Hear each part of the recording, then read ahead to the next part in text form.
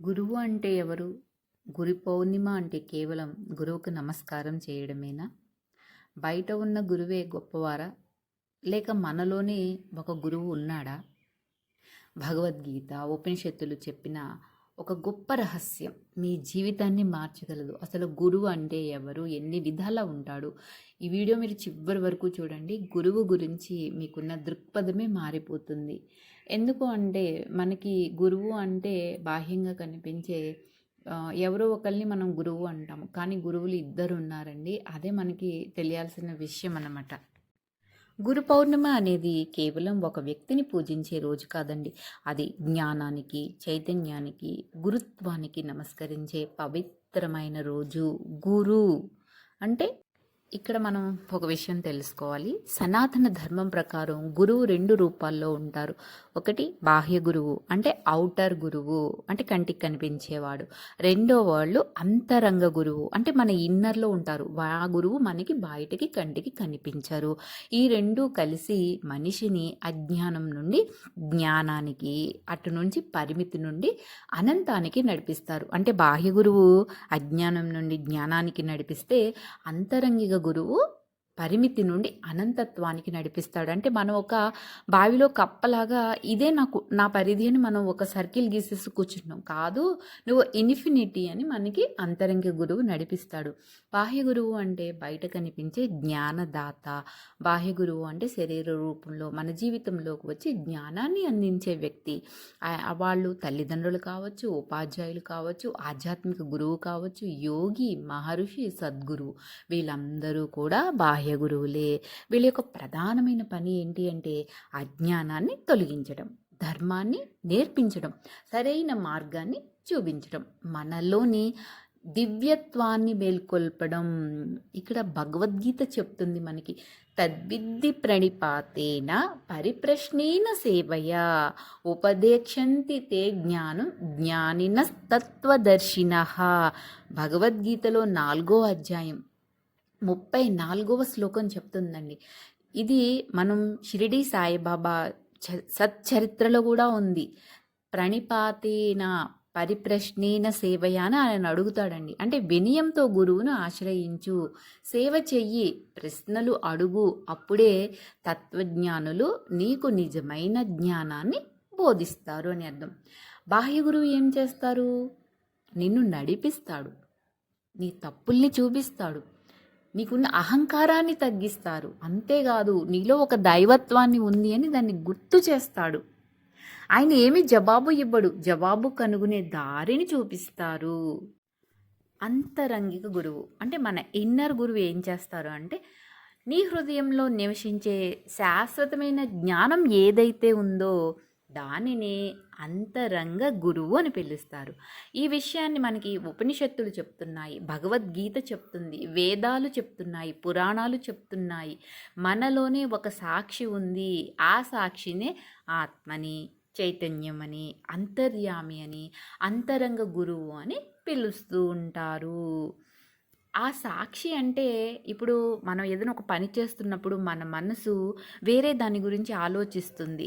ఆ వేరే దాని గురించి ఆలోచిస్తుంది అని నీకు గుర్తు చేసేది ఏదైతే ఉందో అదే సాక్షి. అంతరంగ గురువు ఎవరు అంటే నీ మనసు కాదు, నీ ఆలోచనలు కాదు, నీ భావోద్వేగాలు కూడా కాదు, వీటినన్నిటినీ గమనిస్తున్న నిశ్శబ్దంగా ఉన్న సాక్షి. అదే అంతరంగ గురువు. ఇంకా అంతరంగ గురువు లక్షణాలు ఎలా ఉంటాయి అంటే ఎప్పుడు ప్రశాంతంగా ఉంటాడు, భయం అనేదే ఉండదు, స్వార్థం ఉండదు, ప్రేమ మాత్రమే ఉంటుంది, నిజాన్ని మాత్రమే చెప్తాడు. ఇంకా అంతరంగిక గురువు ఎలా మాట్లాడతాడు అంటే పదాలతో ఏమీ మాట్లాడండోయ్, సైలెన్స్లో ఉంటాడు. అంతర్గురువు నిశ్శబ్దంతో, ధ్యానంలో మాట్లాడతాడు. లోతైన అంతర్ముఖతలోకి వెళ్ళినప్పుడు మన అంతర్గురువు మాట్లాడతాడు. హృదయపు స్పష్టతలో నుంచి మాట్లాడతాడు. ఇంకా మనకి బాహ్య గురువు ఎందుకు అవసరము అంటే మనం ఎప్పుడు మన మనసుతోనే జీవిస్తూ ఉంటాము. అంటే మన మనసు ఎన్నో రకాలుగా ఆలోచిస్తూ ఉంటుంది, ఎన్నో సంకల్పాలు, ఎన్నో గందరగోళంతో ఉంటుంది. అహంకారం అనేది ఎప్పుడూ కూడానండి సత్యాన్ని చూడనివ్వదు. నివురు కప్పిన నిప్పు అంటారు కదా, అలా. అందుకే బయట ఒక గురువు వచ్చి నీ నిజస్వరూపం ఇది కాదు అని గుర్తు చేస్తాడు. అంటే నువ్వు శరీరానివి కాదు, నీ పేరు నీది కాదు, ఆ తల్లిదండ్రులు నువ్వని ఏదైతే అనుకుంటున్నావో అది నువ్వు కాదు, నీ నిజస్వరూపం కంటికి కనిపించేది కాదు, లోపల ఉండే ఆత్మ, అదే నీ నిజస్వరూపం అని బాహ్య గురువు మనకి గుర్తు చేయడానికి అవసరం అండి.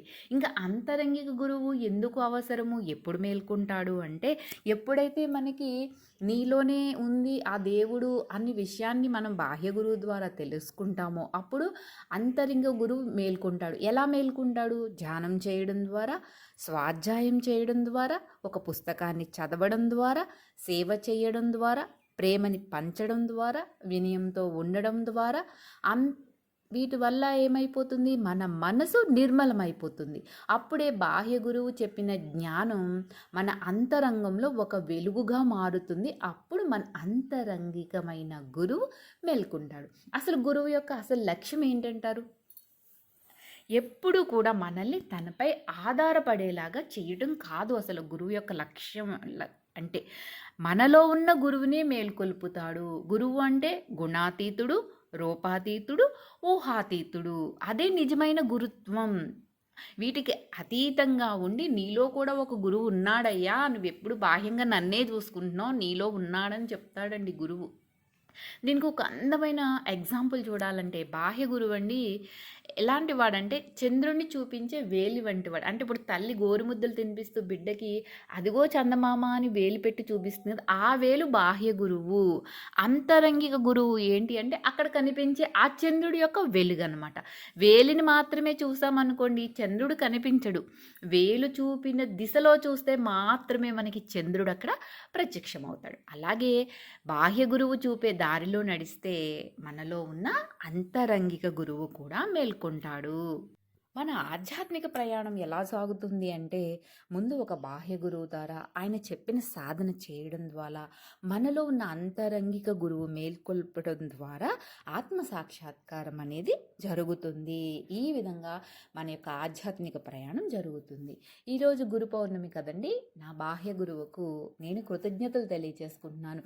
నా అంతరంగిక గురువుకు నేను మనస్ఫూర్తిగా నమస్కారం చెప్తున్నాను. నన్ను వెలుగు వైపు నడిపించిన ప్రతి గురువుకి ప్రణామం అండి.